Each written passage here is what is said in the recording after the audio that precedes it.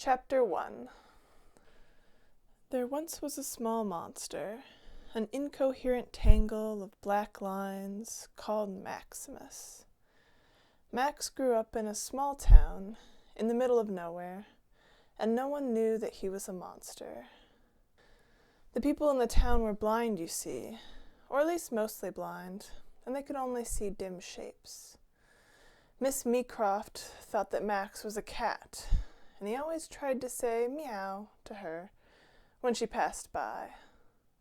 Mrs. Johnson thought Maximus was a dog, and was always throwing sticks his way, which he had to then go run and grab and bring back. And Mrs. Lenore thought that Maximus was a little boy, and he would bunch up all of the coils of his being and try to look tall. One day, at Miss Parsons' house, Maximus was helping her with her knitting, and trying not to get tangled in with the threads. On more than one occasion, he'd untangled himself just in time, as the yarn snaked up from the basket. Maximus had agreed to help look after her cats for her while she went on a trip, but the negotiations had quickly turned into a Miss Parsons soapbox hour. Like most old people he knew, she seemed content to talk for the rest of the afternoon, and he was wondering when he could slip away to go ride his bike. Miss Parson was talking about how there were never enough turnips at the store, when he thought he saw something peeking out from underneath the tangle of strings. Just as he leaned in to check on it, though, and looked deeper into the basket, Miss Parson suddenly snatched it away from him.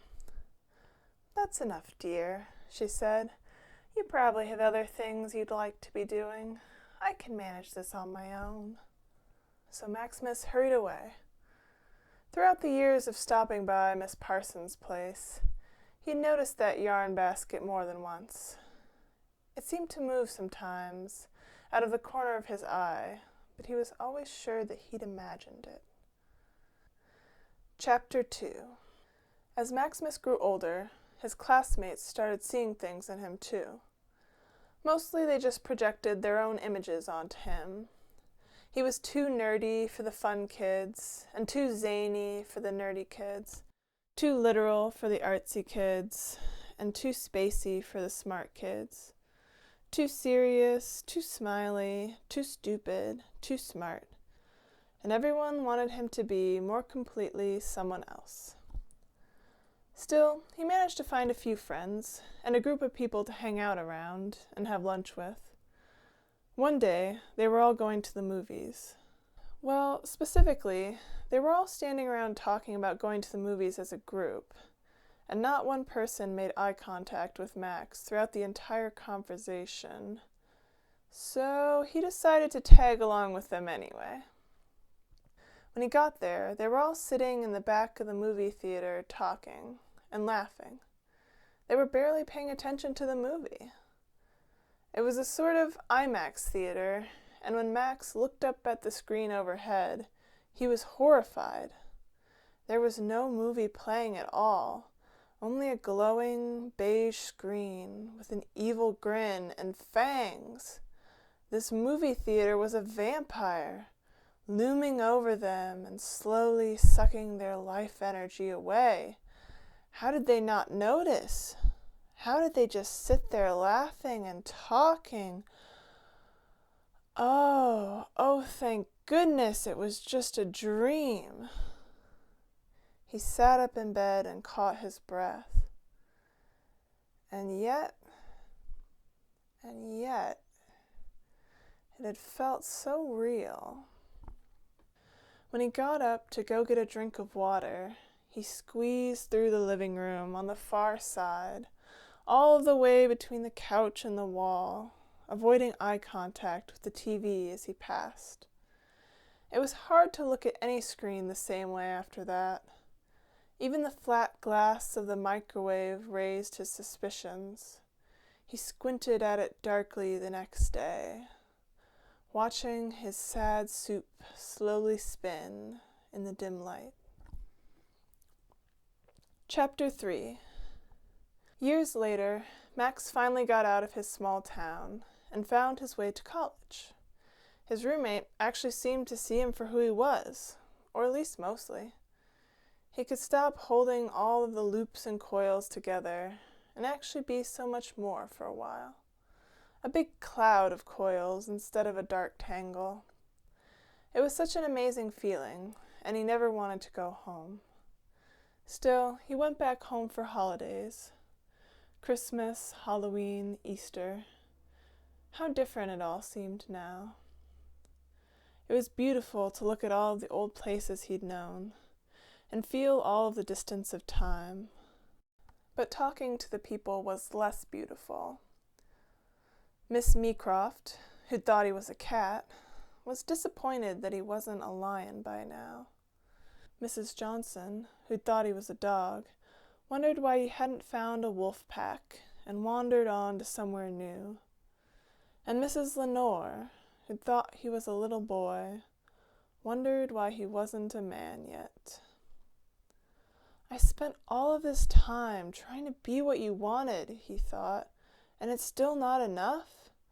How could I ever grow into a lion, or a wolf, or a man, when I was so busy just trying to be what you expected me to be, tangling myself into knots just to hide all of the parts that you didn't like? He realized that there was probably some shared blame in these questions, but he didn't want to think about how much. Chapter 4. One day, he thought he would visit an old friend. That will take my mind off of things, he thought. Her parents' house was in the neighborhood, and she would surely be home for the holidays too. Among all of the memories of high school kids, Claire stood out. She never seemed to judge anyone, and was always welcoming, and had a smile that could warm even the saddest soul. When Max got to the house, he saw Claire standing outside by the trash cans. "Hello," he said, "remember me?" But Claire didn't move. He walked closer, and still Claire stood there, vaguely looking into the distance.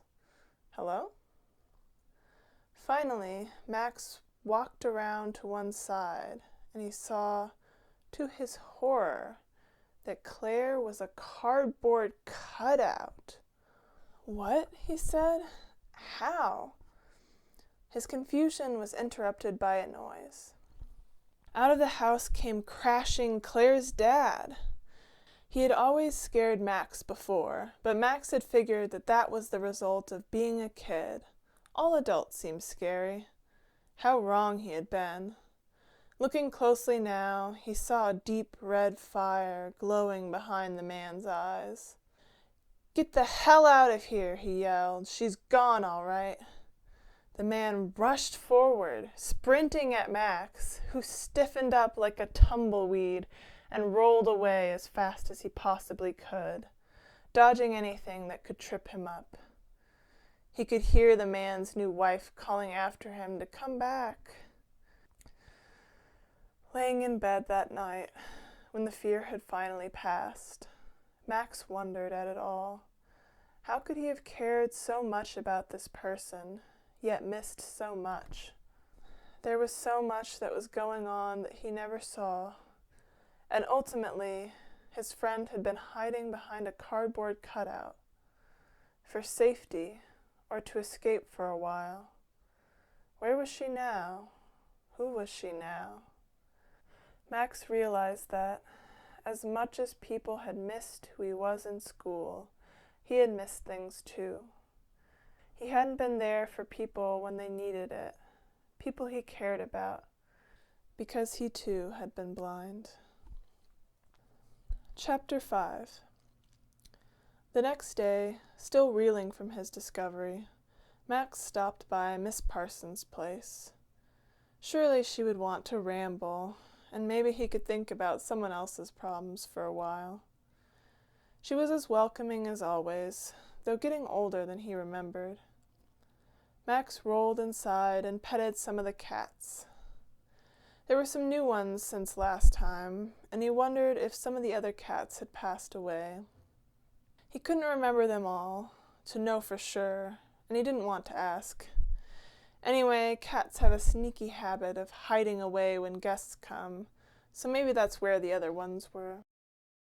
She was talking again, this time about the seasonality of mangoes and finding good fennel. What kind of foods is she cooking, he thought. He had never known anyone in this town to be so inventive, so unique. She wasn't afraid of new things the way the others were. He suddenly felt bold. Miss Parson, what's in the yarn? It didn't feel as terrifying, somehow, as when he was a kid. She had a knowing look on her face. Why don't you see for yourself? She said. He looked at the bowl of yarn, then upended it dramatically, jumping back from the tangles. Nothing happened. He looked closer. There was a book among the mess. He opened it up. A fine print book? Miss Parson, you can see?